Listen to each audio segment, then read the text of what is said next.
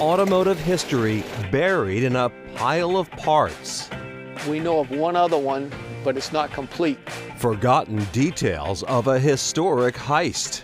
For some reason, they never locked the doors. And a new tool that creates a peephole into the past. Maps are like the diaries of places. Tonight, Chronicle shines a light on hidden history. This is Chronicle on WCVB Channel 5. Just off County Road in Plimpton, once a Native American footpath, is this home built in 1669. Currently, the oldest house for sale in America. I am a pilgrim. So here's the herb garden. Full Circle Homes' Jennifer McDonald knows a thing or two about historic houses. She renovates them professionally with husband Mike Lemieux. Wow. I mean, so are all of these beams, are they original? They are original, yes. So just tell me a little bit about how unique this property is. When was it built? 1669 by Stephen Bryant. He was a pilgrim, so this is a very rare first period salt box colonial. You don't see too many of these on the South Shore. A lot of them burned in the 1600s, and this is one of the last. Though changes to the exterior of the home are subject to historical restrictions, the inside has gone through a dramatic restoration. It was styled Victorian in the 1970s and 80s, and there was a lot of wallpaper, a lot of plaster, and Bob and Carol, the homeowners, came in and slowly restored it back to its first period style. Carol says she wished she was born in the 1600s. Wow, it's a big room. As we tour the house, each room offers clues to life in the 17th century.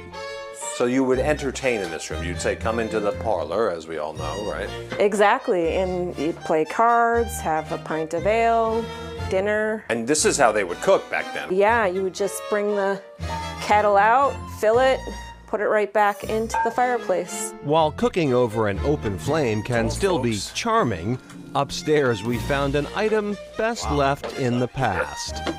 I did notice the chamber pot by the bed. Have we updated?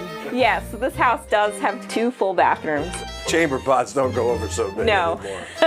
anymore. Do not adjust your TV set. While this parade of classic cars would turn heads in any community, residents of the central Massachusetts town of Phillipston know it's just the Cuomo family out for a Sunday drive. Bringing up the rear today are Janine and Michael Cuomo. We grew everybody up on a farm in Hubbardston, which isn't very far from here. And as they got married and went away, my wife said, we really need something to keep everybody interested. And one day, Stephen was at the house and we were talking about old cars. I had asked him about how you drive the Model T and wanted to know more about that. And I said to my wife after he left, I think we should buy a Model T and let him, you know, see what it's like. We all have addictive personalities, and when we start into something, we go full in. Today, I think the family has in the vicinity of 21 Model A and Model Ts. This is going to be a fun car. Yeah. There's 6 kids in the family. I would say myself, my brother Gary, and my brother Dave are really into it. Rebuilding cars from the 1920s has made for some great family bonding, but it also caters to me time.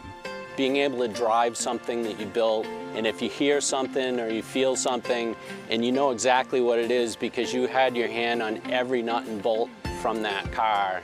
Every car in their collection has a story. This is technically the oldest car that we have in the fleet. But none can top the story behind this car that Ford says doesn't exist. Like many great car stories, this one starts at auction. The gentleman that was the auctioneer called me and he said, Mike, there's a lot of Model T parts here. And after we bought parts, we looked at it and I said to my son Stephen, I think there's a whole vehicle here, but I don't know what it is. Their first clue would come from a piece of wood almost discarded as scrap that said Babcock, Watertown, New York. The Babcock Body Company was only in business for 1 month, and Henry Ford had sent maybe a half a dozen of these chassis out to have this body built on them. I contacted Ford Motor Company and I said, I have this vehicle. And they said, well, that vehicle was never produced. The family tinkered with the restoration for years before they had a breakthrough. They found this brochure for the car Ford never made.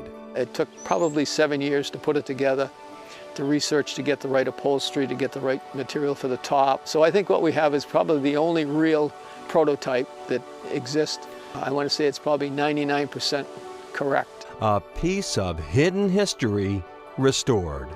We all have regular day jobs. This is just what we like to do in our spare time.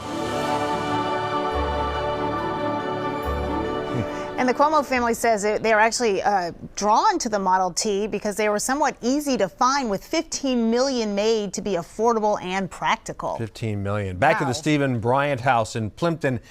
If you're looking for a 17th century home, you might have to keep looking. We hear from Jennifer that the sellers have accepted an offer on that house, should go under agreement this week. So there aren't a lot of those out there. No. Keep looking. All right, coming up, history at your fingertips.